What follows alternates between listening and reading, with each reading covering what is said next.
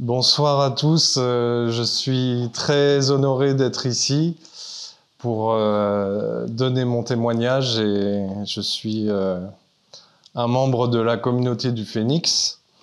Je m'appelle Olivier Navez, j'ai 35 ans demain et puis je compose aussi la musique pour notre Église et pour Dieu. Voilà, je suis très heureux et très ému de parler pour vous ce soir et je vais vous donner mon témoignage en commençant par le commencement, Jean 1, verset 1 à 5. Au commencement, la parole existait déjà. La parole était avec Dieu et la parole était Dieu. Elle était au commencement avec Dieu. Tout a été fait par elle, et rien de ce qui a été fait n'a été fait sans elle. En elle, il y avait la vie, et cette vie était la lumière des êtres humains. La lumière brille dans les ténèbres, mais les ténèbres ne l'ont pas accueillie. Voilà, cette parole est le fondement de ma vie et celle qui me tient. Et ce fondement commence même avant que je naisse physiquement. Mes parents ont été très attentifs à la parole de Dieu et l'ont accueillie en pratiquant Exode 13, versets 1 à 2. L'Éternel dit à Moïse, « Consacre-moi tout aîné, tout premier-né parmi les Israélites, tant des hommes que des animaux, il m'appartient. » Voilà le désir qui m'a fait naître, un désir d'obéissance. Et grâce à la bienveillance de mes parents, de mon pasteur Michel Janton et de son épouse Michou, j'ai pu passer une enfance extraordinaire, la plus heureuse, la plus rêvée qu'on puisse avoir, pleine de joie, de souvenirs plus extraordinaires les uns que les autres. Enfin, voilà, je suis très reconnaissant à vous, mes parents, et à Michel et Michou, d'avoir pris soin de moi tout au long de ces années, et vous le faites encore. Voilà.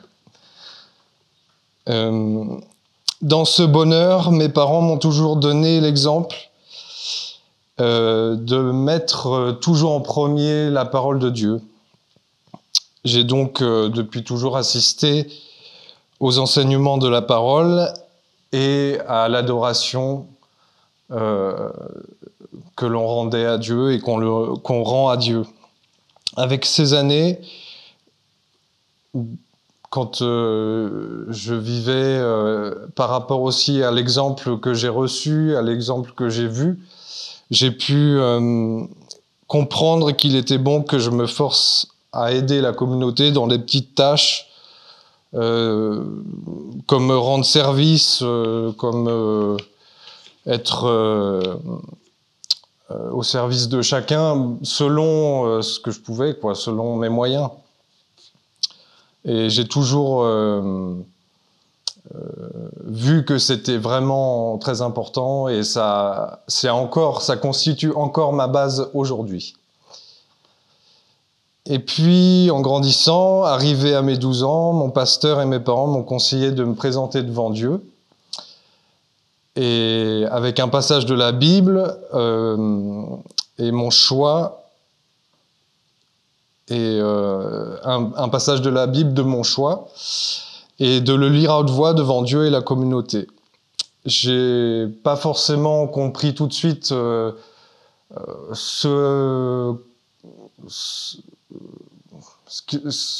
à quoi ça servait, ni parce que j'étais jeune, et puis bon, j'ai voulu suivre ce qu'on me disait, ce qu'on m'apprenait, mais aujourd'hui, je sais aussi que ça constitue ma base et que ça a été une force et quelque chose d'ancré en moi, même si sur le coup, j'ai pas compris ce que c'était, ce que ça voulait dire profondément. Et donc j'ai obéi Et cette base se trouve aussi dans la Bible, dans Deutéronome 5 à 16.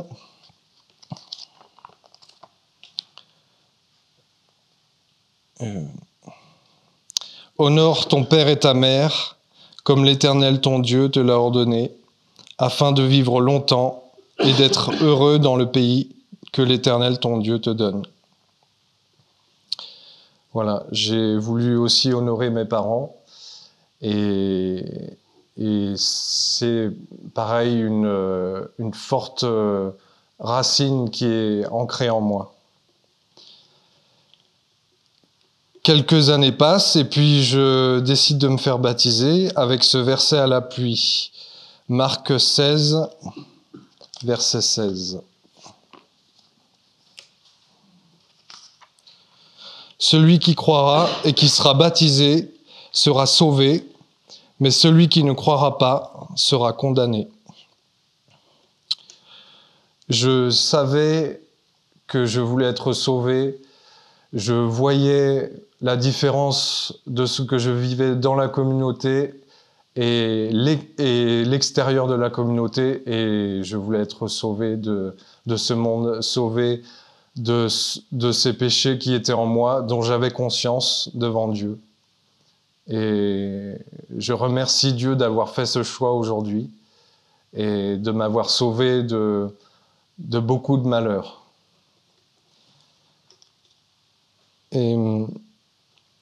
Et lorsque je me suis fait baptiser, c'est quelque chose d'unique aussi, parce que tout le monde est réuni, et lorsqu'on se fait plonger dans l'eau et remonter de l'eau, tout le monde chante, et c'est la joie qui est au ciel, et c'est cette joie qui vient sur terre.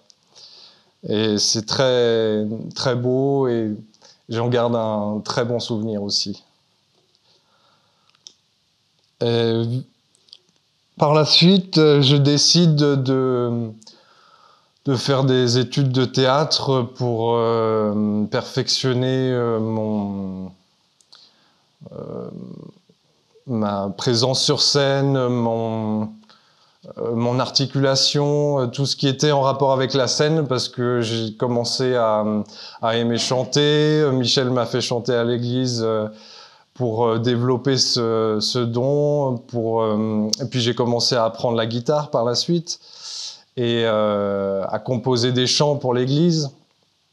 Et tout ça, ça a formé en moi ce qu'on appelle le beau dépôt ou le bon dépôt de 2 Timothée 1, verset 14.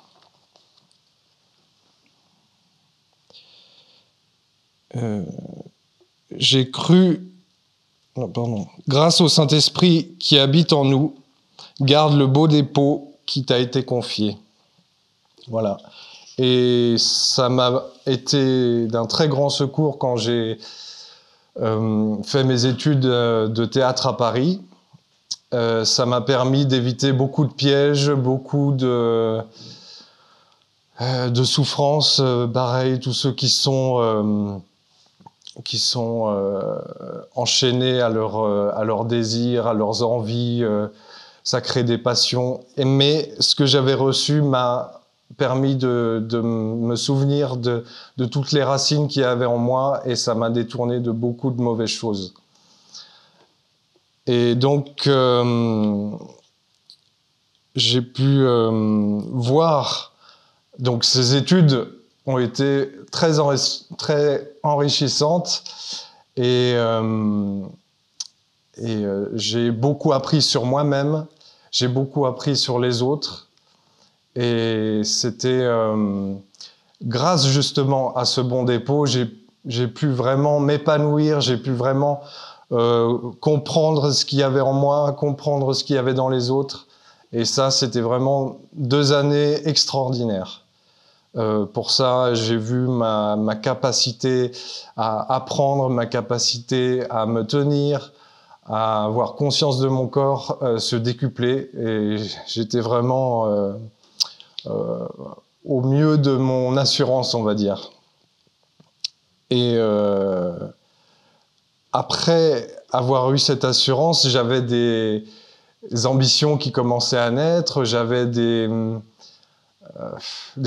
envies qui germaient, et donc, mais je sentais bien que dans cette vie, il n'y avait rien qui répondait vraiment à ce que j'avais profondément en moi, et malgré tous les choix que je pouvais avoir qui étaient là, on me disait ouais, mais toi tu sais danser, tu sais chanter, voilà, maintenant c'est bon, tu peux faire comme tu veux, tu trouveras du travail. Au fond de moi, j'étais pas satisfait de tout ça. Et donc je réfléchissais à ces futures ambitions, à ce que j'allais faire, à mes projets. Et une question est survenue. Cette question, c'est: veux-tu vraiment me suivre? Et moi, j'étais prêt à me défiler pour y réfléchir. Ouais, mais au fond de moi-même, je savais qu'il fallait que je réponde tout de suite, à cet instant précis. Dans Hébreux 3, verset 7.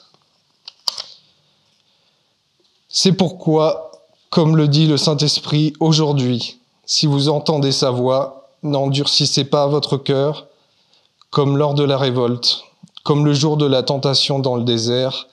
Là, vos ancêtres m'ont provoqué, ils m'ont mis à l'épreuve, et ils m'ont vu agir pendant 40 ans. J'ai surtout retenu la première phrase de ce passage. Si vous entendez sa voix, n'endurcissez pas votre cœur. Et là, j'ai dû répondre, et j'ai répondu oui. J'ai répondu que je voulais m'engager à le suivre. Et je savais que cette question, c'était Jésus qui me la posait. Et donc j'ai dit oui, Seigneur, et j'ai abandonné mes ambitions, j'ai abandonné les directions que je voulais avoir dans ma vie, et j'ai appris à faire confiance à Dieu. Matthieu 10, 39.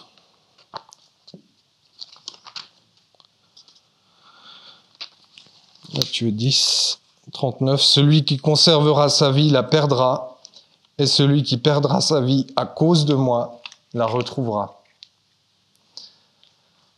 Et ce que j'ai compris aussi par la suite, c'est que moi, devant cette question, j'étais rempli de doutes, j'étais rempli de craintes. Est-ce que j'allais pouvoir y arriver? Est-ce que j'allais être fidèle jusqu'au bout? Est-ce que j'allais pas tomber? Mais en réalité, Dieu me demandait: est-ce que tu as ce désir en toi? Et c'est moi qui ferai, qui t'affermirai. C'est moi qui te donnerai au moment voulu la fidélité. Mais ça, sur le moment, je ne savais pas tout ça. J'ai dû dire oui en faisant confiance à Dieu. J'ai dû dire oui sans savoir. Et je témoigne aujourd'hui qu'il m'a rendu capable et qu'il me rend capable. Et donc les semaines suivantes, je suis revenu chez moi, dans la communauté, avec ce désir solide d'un engagement définitif. Et donc je termine en vous rappelant les points que j'ai appris et qui m'ont beaucoup fortifié ces dernières années. C'est la force que l'on a, c'est-à-dire le choix de la foi, et la force, donc deuxièmement, la force que Dieu donne, c'est-à-dire de pourvoir au moment où on en a besoin. Et la troisième chose aussi, c'est l'environnement dans lequel j'ai évolué. L'environnement joue aussi un rôle déterminant, et de choisir l'environnement dans lequel on veut évoluer nous protège ou nous perd. Et donc, j'ai choisi d'avoir un environnement sain, d'avoir un environnement pur, et de me mettre à part de ce monde. Voilà mon témoignage et je remercie encore mes parents, Michel et Michou, qui m'ont toujours montré l'exemple. Et voilà, je suis reconnaissant à Dieu de m'avoir soutenu et de m'avoir encouragé dans mes forces et dans mes choix. Voilà, que Dieu vous bénisse et que Dieu vous éclaire.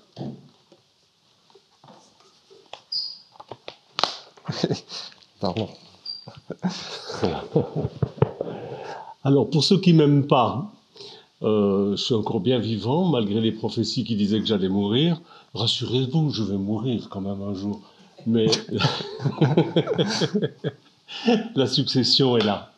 Et vraiment, notre frère Olivier a une âme de pasteur. C'est quelque chose de magnifique que Dieu nous a montré à tous, et on est tous tombés d'accord que c'était lui qui devait prendre... on va pas parler de succession parce que je vais continuer à prêcher, mais il va bien me seconder, bien que le mot second j'aime pas. Mais il va être avec Dieu moi nous aide. dans le ministère, et ça c'est quelque chose de magnifique.